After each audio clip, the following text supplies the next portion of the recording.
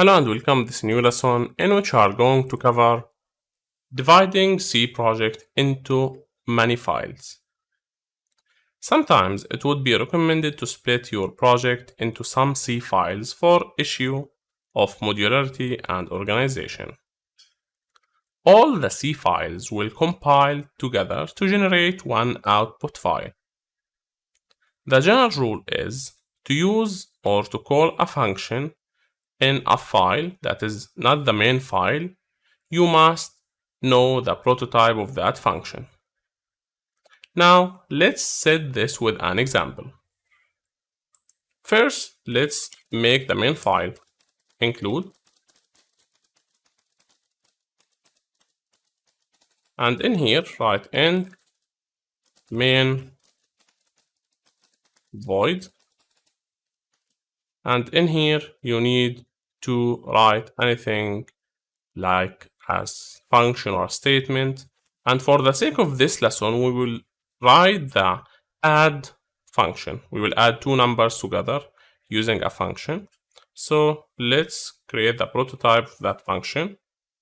So void add will take two parameters, int x, int y.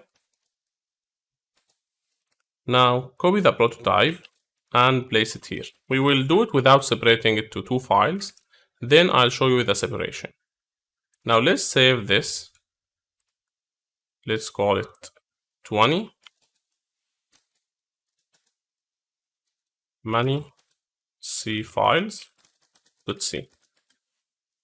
Now this is the prototype. This is the implementation. So this function will basically sum the two numbers x plus y, and it will print the result. So sum result equals %d, and let's say z. That's it. This is our function. It will take two inputs and will return nothing. It will print the result here. And the last thing that we need to do is to call it. We will give it 5 and 6. Now let's compile. I know that I'm typing fast, that's because this is a code that we already did in the functions lesson. So now we will slow things down. We compiled the code, we executed the code, and the result equals 11. Now let's say that we want to organize our code and to make a new file for the function. So we don't want to write the function here inside our main file. So go and create a new file.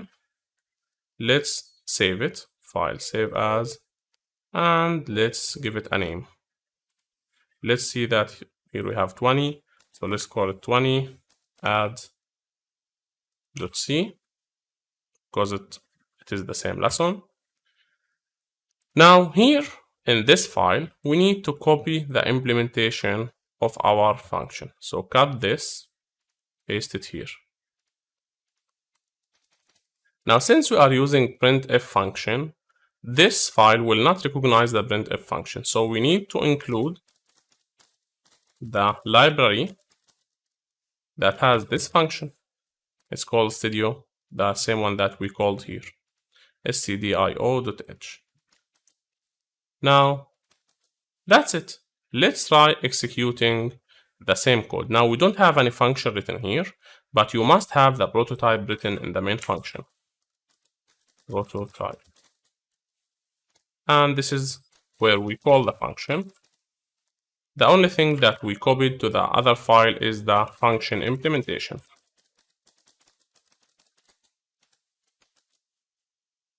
So the separated file has the function implementation. The main file has the prototype and the call. Now to compile these two files, you can simply go here and write gcc. Now I need to concentrate.